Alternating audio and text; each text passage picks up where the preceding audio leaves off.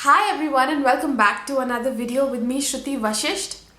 I know it's been really long and I'm just really excited to be making videos again.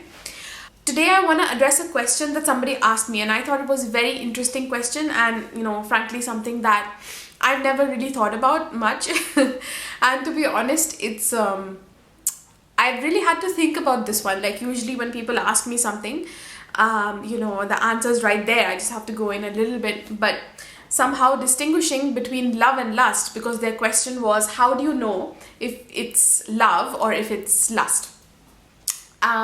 So yeah, I like to share my thoughts about this with you, and you guys can leave comments below as well and let us know your thoughts too. I'll obviously be giving you the spiritual perspective on this. And yeah, before we dive into that, please check out my personal services.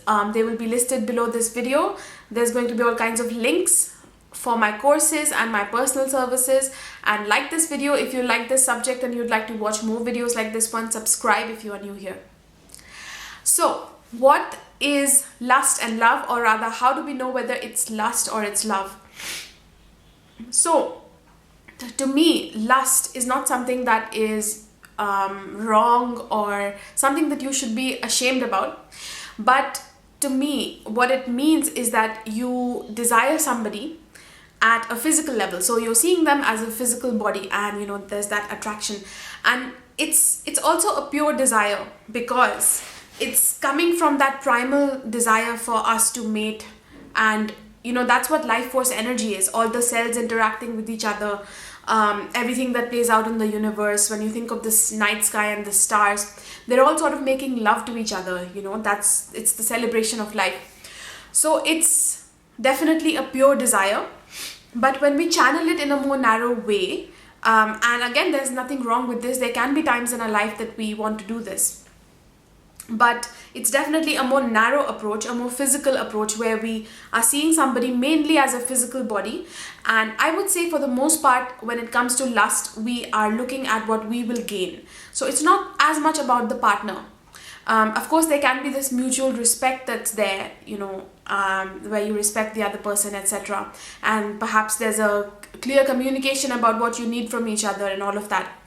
But the main vibration that it sits in is what I will get. And seeing the other person and myself as a physical body, that's the identification here. Whereas when it comes to love, it's something a bit deeper. So here we are sort of playing with what can I also give. So there's an aspect of unconditionality to love that's not really present in lust. And of course, even when we love somebody, it's healthy to have some boundaries, but at the same time there is an undeniable presence of unconditionality. So there needs to be something unconditional that you feel for the other person, where you're willing to make yourself vulnerable before them, you're willing to put them before you sometimes. So there is that level of unconditionality, and that is where love comes in, where we start to play with the realms of love. Now, of course, you can do this by just yourself. Let's say you're with somebody and they are not playing with love when it comes to how they feel for you and what they're choosing. But you can still choose this and experience it within yourself. So the reward for love, when we are playing with love, we recognize that the reward is just the feeling that I'm getting. It's happening in my body, and that in itself is the reward. Whereas if the other person also is playing with love with you, so then it can even turn into something even greater, where a force that is larger than the both of you comes in and starts moving through you. This is life force energy, and it creates this third energy of life, of something greater than you. It could be a child that you give birth to. It could be just this shared purpose that you have. It could be anything that is shared, that you leave behind in the world, that is greater than the two of you, that is more than the immediate needs that the two of you have.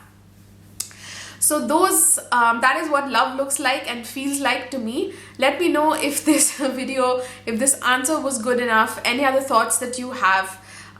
What do you think is the difference between love and lust? What have been your experiences? Let me know in the comments below. And please don't forget to subscribe and give this video a thumbs up, and check out all of my personal services. I have courses on love, how to manifest love, and some of them are, courses on manifesting a specific person, manifesting a soulmate, etc. But most of the course is focused on how you come in to love yourself.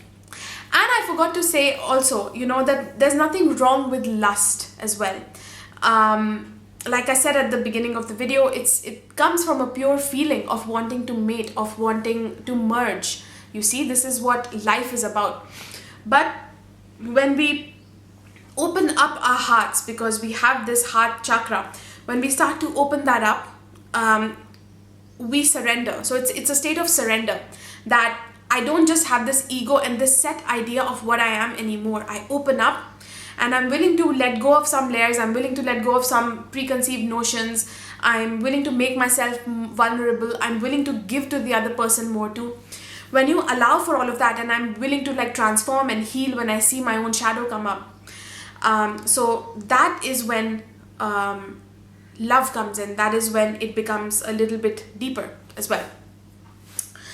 So this energy of life, making love to life, is present in both, even when there is lust and even when there is love.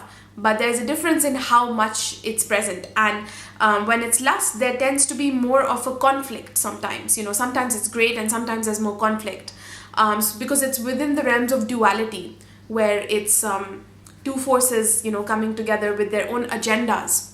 Primarily, you have your own agenda, you have your own need. And love is something greater. It's like something greater than you is moving through you. So you also have more support. So yes, you have to make yourself more vulnerable. Yes, you're giving more as well of yourself. But at the same time, there's a greater support that you have. It's not just you alone. So you're working with that primal energy. You're working with you as the physical body. And then there's the other person. And if they too have this level, then they are also allowing in love. And it's this merge, it's this triangulation that happens, you see. In spirituality, we have this triangulation. This is you, this is your soulmate, and this is the higher self. So this is you, the twin flame, and the higher self, the holy trinity that exists. So then we feel this upliftment, just like the triangle upliftment. And that is what love is. Hopefully this answer wasn't too esoteric and it made some sense. And when it comes to love, you can experience it with more than one person as well, even in the sexual act. So it doesn't always have to be just one person. But at the same time, what distinguishes that as being love rather than lust, when we're experiencing those vibrations, is that there isn't this attachment. There's it's more of a surrender, and more of being in the moment and flowing in the moment with whoever is in front of you, whether that's one person, two people, however many, doesn't really matter. But because the soul has made themselves more vulnerable, is more open, so they don't hold the more negative emotions. They can just come and go freely, and there's nothing that is held. And so the bonds, the energetic bonds that we form with our mates, they are not based in something that is going to be detrimental to us. It's within the vibration of freedom and love. That is what love is. Love is freedom. So it doesn't have to be just one person either. Let's say you have a very high sex drive, and this is one of the things you like to explore. Not that you need to necessarily have a high sex drive for having multiple partners, but there's just so many things in sexuality, so many different avenues and preferences that we have. But I just wanted to bring in that note that it doesn't necessarily just mean, because I explained the triangle, that it's only two people or something like that. But it's that whenever you come together with whoever, at one point of time it could be more, but there's the larger force that is present with you. And that is what love is, when that is moving through you and you create from that. Then you create, you don't create these lower vibrations of fear. There is the vibration of freedom and truly just experiencing the moment for what it is, and just delighting in being alive at the end of the day. Delighting in the fact that I exist. I am this primal life force. I can create whatever I want, and I even have enough for myself, and I have enough to give others too. So it comes from that state. Let me know again your thoughts in the comments below, and I will see you in the next video. Thank you so much for watching.